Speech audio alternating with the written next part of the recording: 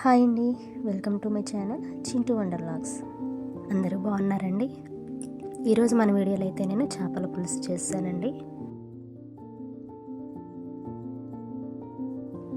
Piece అనేది చెదిరిపోకుండా చక్కగా గట్టిగా ఉండేలా చాలా టేస్టీగా వచ్చిందండి. వీడియో ఫస్ట్ నుంచి లాస్ట్ వరకు స్కిప్ చేయకుండా చూడండి. లేట్ చేయకుండా వీడియోలోకి వెళ్ళిపోదాం. నేనైతే ఒక 2 కేజీల వరకు తీసుకున్నానండి. కొంచెమేమో పులుసు పెట్టాను. తర్వాత ఇంకొంచెం సన్నగా కట్ చేసుకొని ఫ్రైకి ఫ్రై చేసుకున్నాను. అయితే ముందుగా అల్లం వెల్లిపాయ పేస్ట్ కూడా మనము ముందుగా అప్పటికప్పుడే రెడీ చేసుకుంటేనే బాగుంటాయండి. ఈ నాన్ వెజ్ కర్రీస్లోనికి ముందుగా చేసి పెట్టుకున్న వాటికంటే అప్పటికప్పుడు చేసుకుంటేనే బెటరు. తర్వాత అల్లం వెల్లుల్లి పేస్ట్తో పాటు ఉల్లిపాయ ఒక 2, అలాగే 4 పచ్చిమిర్చి వేసుకొని మళ్ళీ మిక్సీ పట్టుకున్నానండి. నీట్గా క్లీన్ చేసుకున్నటువంటి ఆ పీసెస్లోకి మనం తయారు చేసి పెట్టుకున్న అల్లం వెల్లుల్లి పేస్ట్, తర్వాత మిగిలిన అల్లం వెల్లుల్లి పేస్ట్ మనము ఫ్రై పీస్లోనికి వేసుకుందాము. తర్వాత ఒక 100 గ్రామ్స్ వరకు కూడా ఆయిల్ వేసానండి. ఆయిల్ వేసుకున్న తర్వాత అందులోకే ఒక టీ స్పూన్ వరకు పసుపు వేసుకున్నాను. తర్వాత ఒక 3 టేబుల్ స్పూన్స్ వరకు నేను కారం తీసుకున్నానండి. కారం తక్కువ తినే వాళ్ళైతే ఒక 2.5 తీసుకుంటే సరిపోతుంది. 3 స్పూన్స్ వరకు నేను కారం తీసుకున్నాను. మనం తినేటువంటి కారానికి సరిపడా తీసుకోవచ్చు. నేనైతే ఒక 1.5 కేజీ వరకు పీసెస్కి 3 టేబుల్ స్పూన్ కారం వరకు తీసుకున్నాను. అలాగే సాల్ట్ కూడా వేసుకున్నానండి. సాల్ట్ కూడా 3 టేబుల్ స్పూన్ వరకు వేసుకున్నాను. రుచికి సరిపడా, కొంచెం తక్కువ తినేవాళ్ళు ఉంటారు, కొంచెం ఎక్కువ తినేవాళ్ళు ఉంటారు, సరిపడా వేసుకోవాలండి. వేసుకున్న తర్వాత ఆ పీసెస్ అన్నీ కూడా, ఈ స్పైసెస్ అన్నీ కూడా పట్టేలాగా ఆయిల్ కూడా వేసుకున్నాం కదండి, మొత్తం కలిపేయాలి. మంచిగా జాగ్రత్త కలపాలండి. ఆ ముళ్ళు ఉంటాయి కదా, గుచ్చుకుంటాయి. తర్వాత ఉల్లిపాయను మిర్చి కలిపి పేస్ట్ పట్టుకున్నాం కదా, ఆ పేస్ట్ కూడా అందులో వేసేసుకున్న తర్వాత చింతపండు ముందుగానే నానబెట్టేసానండి. ఒక పెద్ద నిమ్మకాయ సైజ్ అంతా చింతపండు అయితే నానబెట్టుకున్నాను. అదంతా కూడా చక్కగా పులుసు అంతా అందులో వేసేసుకొని ఇవన్నీ కూడా కలిసేటట్లుగా మొత్తం కలుపుకోవాలండి. వాటర్ కొంచెం వేసుకుంటే సరిపోతుంది. అదంతా నీట్గా చేసుకున్న తర్వాత ముక్కలన్నీ కూడా పులుసులో మునిగేటట్లుగా వేసుకోవాలి. అది పక్కన పెట్టేసుకొని ఫ్రై పీస్కి మనం ఏం చేసుకోవాలంటే ఆ పీసెస్ మొత్తానికి కూడా మిగిలిన అల్లం పేస్ట్ ఉంది కదండి, ఆ పేస్ట్ అంతా వేసుకున్నాను. తర్వాత అదంతా కూడా ఆ ముక్కలకి పట్టేలాగా పట్టించాలి. తర్వాత ఒక టీ స్పూన్ వరకు పసుపు, కొంచెం తక్కువగా. తర్వాత కారం కూడా ఒక 2 టేబుల్ స్పూన్ వరకు వేసానండి. 2 టేబుల్ స్పూన్ వరకు అయితే సరిపోతుంది, తక్కువ పీసెస్ ఉన్నాయి కాబట్టి. తర్వాత సాల్ట్ కూడా వేసుకున్నాను. అది కూడా ఒక 2 టేబుల్ స్పూన్ వరకు వేసుకున్నాను, సరిపోతుంది. కొంచెం అది కలిపిన తర్వాత చూసుకొని వేసుకోవచ్చు, అయినా సరిపోతుందండి. ఒక 5 పీసెస్ ఉన్నాయి కదా, సరిపోతుంది.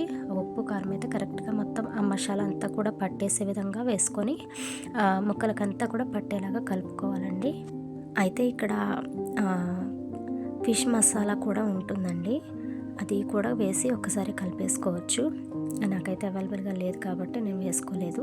అది కూడా వేసుకొని కలుపుకోవచ్చు. అలా మొత్తం ముక్కలకి పట్టించేసి కొద్దిసేపు పక్కన పెట్టేసుకున్న తర్వాత స్టవ్ వెలిగించి మనం పులుసుకి కలిపి పెట్టుకున్నాం కదండి, ఆ పీసెస్ అన్నీ కూడా స్టవ్ మీద పెట్టేసుకొని కొద్దిసేపు మూత పెట్టుకొని ఉడికించుకొని, కొంచెం హై ఫ్లేమ్లోనే పెట్టాలండి.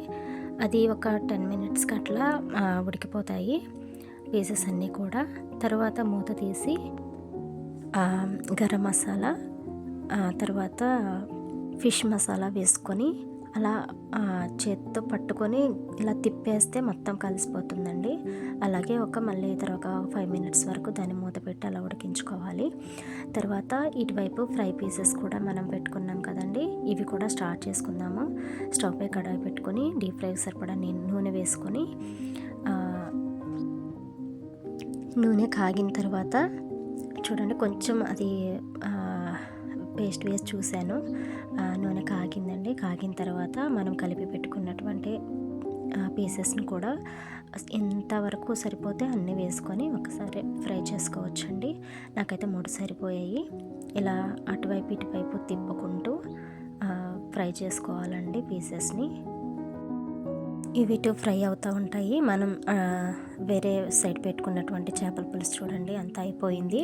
ఇప్పుడు కొత్తిమీర వేసుకొని లాస్ట్లో ఒక 1 or 2 మినిట్స్ వరకు అలా మూత పెట్టేసి ఉంచితే సరిపోతుందండి. మనకు ఫిష్ కర్రీ అయితే రెడీ అయిపోయింది. బాగా పులుసులాగా కూడా పెట్టలేదండి, మామూలుగానే గ్రేవీ ఉండేటట్లుగానే పెట్టాను. బాగా పులుసు అయితే పెట్టలేదు. అటువైపు అది మూత పెట్టేసి ఒక 1 or 2 మినిట్స్ వరకు ఉడికించుకోవాలి. ఇటు సైడ్ ఏమో మనకి ఫ్రై రెడీ అయిపోతుందండి. ఇది మనకు ఒక పక్క ఫ్రై అయింది, ఇటు సైడ్ కర్రీ అయిపోయిందండి. ఇంకంతేనండి, స్టవ్ ఆఫ్ చేసి మూత పెట్టి పక్కన పెట్టుకోవడమే. ఇటువైపు ఫ్రై అయిపోయింది చూడండి. టర్న్ చేశాను. టర్న్ చేసిన తర్వాత కొద్దిసేపటికి ఫ్రై అయింది చూడండి, చక్కగా తెలిసిపోతుంది. బ్రౌన్ కలర్లో వచ్చేసాయి కదా, ఫ్రై అయిపోయిందండి. చాలా బాగా కుదిరింది కూడా, టేస్ట్ కూడా చాలా బాగుంది. అయిపోయిందండి, తీసి వేరే ప్లేట్లోకి సర్వ్ చేసుకుంటే అయిపోతుంది. ఒకేసారి మనకు చేపల గ్రేవీ కర్రీ కూడా రెడీ అయిపోయింది. అలాగే ఫ్రై పీసెస్ కూడా రెడీ అయిపోయాయండి. ఇవి తీసేసిన తర్వాత ఇంకా 2 పీసెస్ మిగిలాయి ఫ్రైకి. అవి కూడా వేసేసుకొని అవి కూడా అలాగే ఫ్రై చేసుకున్న తర్వాత మనకైతే ఫిష్ కర్రీలు అయితే రెడీ అయిపోయాయండి. చూడండి, ఇవి మిగిలిన పీసెస్ కూడా వేసుకున్నాను.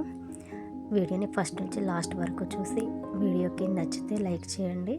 మీరు లైక్ చేయటం వల్ల మరిన్ని వీడియో చేయడానికి మాకు చాలా హెల్ప్ అవుతుందండి. సో రెడీ అయిపోయాయండి. ఫిష్ కర్రీ రెడీ అయిపోయింది, ఫ్రై కూడా రెడీ అయిపోయింది. అంతేనండి, వేడివేడి అన్నంలోనికి తినేస్తే బాగుంటుంది. కానీ ఫిష్ కర్రీ ఎప్పుడైనా కొంచెం చల్లారిన తర్వాత తింటే టేస్ట్ బాగుంటుంది. ట్రై చేసి చూడండి. Thanks for watching. మీకు ఈ వీడియో నచ్చినట్లయితే లైక్ చేయండి, షేర్ చేయండి, నా ఛానల్ని సబ్స్క్రైబ్ చేసుకోండి.